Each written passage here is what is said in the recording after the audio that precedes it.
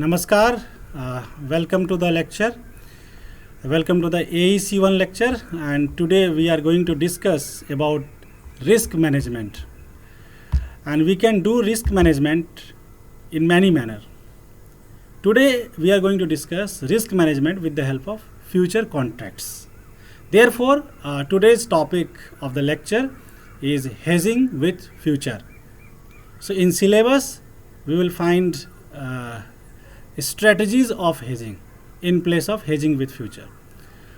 So today we are going to discuss strategies of hedging, but this topic will come under risk management. There are four strategies we are going to discuss. First is going long. Going long means to buy future contract right now. Going short means to sell future contract right now. Long hedging means buying now and sell in the future. Short hedging means selling now and buying in the future. So we will discuss in detail all the points one by one, and at the end we will discuss which one is the best one. So first point, going long. As we discussed, it means to buy future contract right now. जहाँ भी मैं futures लिख रहा हूँ इसका मतलब है future contract. और हमने डिस्कस किया हुआ है कि फाइनेंशियल डेरिवेटिव में चार तरह के होते हैं। फर्स्ट फॉरवर्ड होते हैं, दूसरा फ्यूचर होता है, तीसरा ऑप्शन होता है और चौथा स्वैप होता है। तो हमने इन सब के बारे में पहले के लेक्चर में चर्चा किया हुआ है। तो जब भी फ्यूचर की बात हम करें तो फ्यूचर मीन्स यहाँ पर फ्यूचर कॉन्ट्रैक्ट। तो गोइंग लॉन्ग में when an investor goes long, that is enters a future contract by agreeing to buy and receive delivery of underlying at a predetermined price. इससे के पहले के लेक्चर में मैंने बताया हुआ है कि बेसिक एसेट क्या होता है और अंडरलाइंग एसेट्स क्या होता है। जैसे हम एक एग्जांपल के तौर पर लें तो दूध एक बेसिक है, लेकिन दूध से हम दही बनाते हैं, तो curd is derivative of milk. So curd is underlying asset of the milk. So similarly, if we talk about gold future, so gold is the basic asset and gold future is a derivative of the gold. तो जब भी going long की बात करते हैं तो इसमें हमारा एक ही पोजीशन होता है, खरीदने का। इसमें रिस्क और रिटर्न की हम बात करें तो दोनों ही अनलिमिटेड होते हैं। कैसे होते हैं इसको हम डायग्राम से भी अभी हम एक्सप्लेन करेंगे। So going long means he or she is trying to get profit from an anticipated increase in future price. कहने का मतलब गोइंग लॉन्ग पोजीशन उनका होता है जो ये सोचते हैं कि बाज़ार में कीमतें बढ़ेगी और उस बढ़ी हुई कीमतों का हम फ़ायदा उठाएंगे, लाभ कमाएंगे। तो वैसे जो ट्रेडर्स होते हैं वो गोइंग लॉन्ग स्ट्रेटजी रखते हैं। अब गोइंग लॉन्ग स्ट्रेटजी की खासियत क्या है? सबसे पहली खासियत ये है कि बुलिश मार्केट में हम इसका यूज़ करते हैं, इस स्ट्रेटजी का, जब मार्केट में प्राइस बढ़ रहे हैं।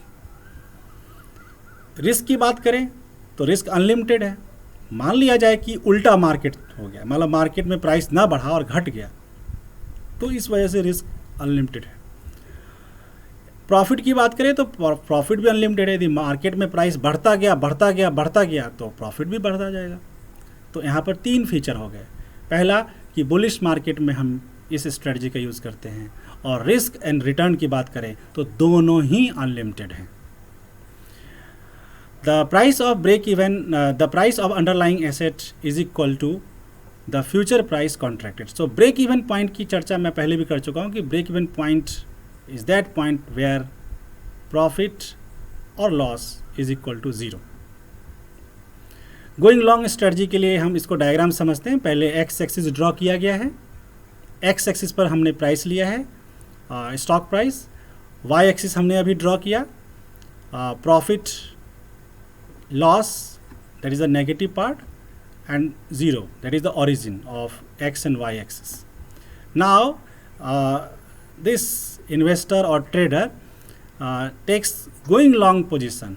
आप देखिए कि जैसे जैसे मार्केट में प्राइस राइज करेगा वैसे वैसे उसके प्रॉफिट पॉजिटिव होंगे। यदि मार्केट में प्राइस फॉल करेगा तो उसे लॉस होगी। यहाँ पर ये डिनोट किया गया, इट मीन्स इस स्ट्रेटजी को हम क्या बोलेंगे, गोइंग लॉन्ग, और एक टेक्निकल टर्म हम बोलेंगे लॉन्ग फ्यूचर। सो गेन कब होगा, जब मार्केट में प्राइस राइज होगा, और लॉस कब होगा, जब मार्केट में प्राइस फॉल होगा। इसमें एक चीज़ है कि जब मार्केट में प्राइस फॉल हो रहा है तो रिस्क बहुत ज़्यादा है, यानी कि ये स्ट्रेटजी मेरे ख्याल से बेटर नहीं है हेजिंग के लिए। आगे हम बात करते हैं नेक्स्ट स्ट्रेटजी की, गोइंग शॉर्ट। गोइंग शॉर्ट का मतलब to sell futures, to sell future contract. तो इसमें ऐसा कौन सा पर्सन होता है या कौन सा स्पेकुलेटर होता है जो इस तरह के कॉन्ट्रैक्ट में एंटर करता है? जस्ट अपोजिट है गोइंग लॉन्ग का, कि जब मार्केट में प्राइस गिरने की संभावना हो तो उस केस में हम जो कि फ्यूचर को सेल करते हैं राइट नाउ और गोइंग शॉर्ट स्ट्रेटजी अपनाते हैं। By selling high price, high means high price, now the contract can be repurchase in the future at a lower price. यानी कि इस लालसा में या इस इच्छा में हम आज बेचते हैं कि सोचते हैं आज ये प्राइस ज़्यादा है, बेच देते हैं, जब इसकी प्राइस फॉल होगी तो हम खरीद लेंगे, तो जो डिफरेंस होगा वो प्रॉफिट होगा। इसके 3 फीचर, पहला ये कि बियरिश मार्केट जब हो, मार्केट में जब प्राइस फॉल हो रहा हो, स्टॉक्स प्राइस फॉल हो रहे हो, तो उस केस में इस स्ट्रेटजी का हम यूज़ करते हैं, गोइंग शॉर्ट स्ट्रेटजी का। रिस्क की बात करें तो इसमें फिर अनलिमिटेड है, और प्रॉफिट की बात करें तो ये भी अनलिमिटेड है। अब सवाल है कि रिस्क अनलिमिटेड कैसे है और प्रॉफिट अनलिमिटेड कैसे है, तो इसको हम लोग एक डायग्राम से समझने का प्रयास करते हैं। शॉर्ट फ्यूचर देखिए, यहाँ पर डाउनवर्ड स्लोपिंग लाइन ड्रॉ किया गया है। It means whenever market price fall there will be, whenever market price falls, suppose that market price falls, it's near about origin, then the speculator is gaining the profit. But whenever market price rises, to the right of the diagram,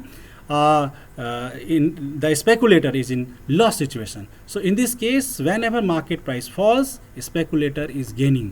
यानी कि जब भी बाजार में कीमतें गिरती है तो जो सट्टेबाज होते हैं वो ज़्यादा प्रॉफिट कमाते हैं। अब हम नेक्स्ट और थर्ड स्ट्रेटजी की बात करते हैं, लॉन्ग हेजिंग। इसमें एक ही तरह का एक्टिविटी नहीं होता है, इसमें 2 एक्टिविटी होता है। पहले तो ये समझते हैं कि हेज का मतलब क्या है। Hedge means to protect against the risk. Which type of risk? Market risk. So the aim of hedging is to decrease the possible losses suffered by an associated investment and speculation. Hedging में ऐसा नहीं है कि मतलब बिल्कुल ही risk आपका समाप्त हो जाएगा, जो मार्केट रिस्क है। हाँ, ये संभावना ज़रूर है कि रिस्क कम होंगे, risk can be reduced, but we can not totally eliminate. अब सवाल ये है कि जो स्पेकुलेटर्स होते हैं इन द फ्यूचर मार्केट, वो कब इस स्ट्रेटजी का यूज़ करते हैं और कब एडवांटेज पाते हैं? तो आंसर ये है कि जब राइजिंग मार्केट हो तो भी, और जब डिक्लाइनिंग मार्केट हो या प्राइसेस हो, उस केस में भी हम करते हैं। Most common strategy of hedging are long hedging and the second is the short hedging. अब सवाल है कि लॉन्ग हेजिंग का यूज़ कब करेंगे और शॉर्ट हेजिंग का यूज़ कब करेंगे। इसको मैं एक डायग्रामेटिक प्रेजेंटेशन से अभी मैं आगे आप लोगों को मैं बताऊंगा। फिलहाल लॉन्ग हेजिंग की तरफ हम जाते हैं कि इसका एक एग्जैक्ट मीनिंग क्या है। लॉन्ग हेजिंग का मतलब है short spot and long future, यानी कि 2 एक्टिविटी हमने लिया, short spot and long future. So hedges where long position is taken in a future contract are known as long hedge. A long hedge is appropriate when a company knows it will have to purchase a certain asset in the future and wants to lock in a price now. What are the features? First, this type of strategy is favorable in case of bullish when the market price is rising. जब market में price बढ़ रहे हो तो इस strategy का इस्तेमाल करते हैं। और इसमें रिस्क तो इसमें 0 है, no upside risk. Strategy means to protect against rising market. Profit की बात करें तो नो प्रॉफिट नो लॉस। कैसे, इसे हम डायग्राम से समझेंगे। जो ग्रीन कलर से लाइन ड्रॉ किया गया है वो ये बता रहा है कि लॉन्ग फ्यूचर पोजीशन लिया गया है, और जो रेड कलर का लाइन है वो ये बता रहा है कि शॉर्ट स्पॉट पोजीशन लिया गया, और 2 पोजीशन एक साथ लिए गए हैं। मार्केट किधर भी मूव करे, नो प्रॉफिट नो लॉस की सिचुएशन होगी। कैसे, ज़रा समझते हैं। मान लेते हैं मार्केट में प्राइस बढ़ता है तो लॉन्ग फ्यूचर से क्या होगा, गेन होगा। लेकिन उसी तरफ दूसरी तरफ देखिए शॉर्ट स्पॉट जो पोजीशन है उसमें लॉस होगा। तो जितना गेन लॉन्ग फ्यूचर से हो रहा है उतना ही इक्वल अमाउंट में लॉस हो रहा है शॉर्ट स्पॉट से। तो दोनों एक दूसरे को ऑफसेट कर देगा, यानी कि whatever we gain on future is equal to loss on the spot. इस तरह से नो प्रॉफिट नो लॉस। अब क्वेश्चन ये है कि क्या मार्केट में प्राइस हमेशा बढ़ेगा ही? नहीं, मार्केट में प्राइस फॉल भी हो सकता है। जब फॉल होगा तो इसका अपोजिट होगा। ज़रा देखिए, यदि मार्केट प्राइस फॉल होता है तो गेन ऑन स्पॉट होगा, और जब मार्केट में प्राइस फॉल होता है तो लॉन्ग फ्यूचर के केस में क्या होगा?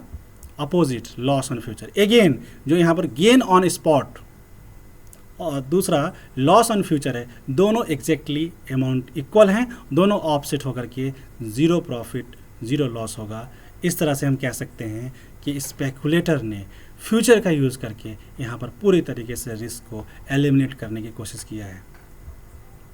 अब हम बात करते हैं शॉर्ट हेजिंग की। शॉर्ट हेजिंग का मतलब कि दो पोजीशन एक साथ लेना है, शॉर्ट फ्यूचर एंड दूसरा लॉन्ग स्पॉट। शॉर्ट फ्यूचर का मतलब कि अभी फ्यूचर सेल करना है। So what is the definition? Hedges where short position is taken in a future contract are known as short hedges. अब सवाल है कि ये अप्रोप्रिएट कब है? तो a short hedge is appropriate when अ हेजर ऑलरेडी ओन्स एन एसेट। हेजर के पास एसेट है, परिसंपत्ति है, and expects to sell it some time in the future. Future की बात करें तो ये बियरिश मार्केट के लिए अप्रोप्रिएट है, जब मार्केट में प्राइस फॉल हो रहा हो उस समय ये अप्रोप्रिएट होता है। Again no risk and zero profit zero loss. Diagram से समझते हैं। यहाँ पर जो रेड लाइन ड्रॉ किया गया वो शॉर्ट फ्यूचर को डिनोट कर रहा है, और जो ग्रीन लाइन ड्रॉ किया गया वो लॉन्ग स्पॉट को डिनोट कर रहा है। यदि हम इसमें देखें तो एक तरह से देखा जाए कि मार्केट प्राइस मान लीजिए राइज करता है तो लॉन्ग स्पॉट से जो गेन हो रहा है वो एग्जैक्टली इक्वल होगा शॉर्ट फ्यूचर से जो लॉस होगा। इस तरीके से ज़ीरो प्रॉफिट ज़ीरो लॉस होगा। अब हम यहीं पर विदा लेते हैं। आज का लेक्चर यहीं पर समाप्त होता है। धन्यवाद। नेक्स्ट क्लास में हम बात करेंगे कि ऑप्शन का यूज़ करके रिस्क मैनेजमेंट कैसे करते हैं। Thank you very much.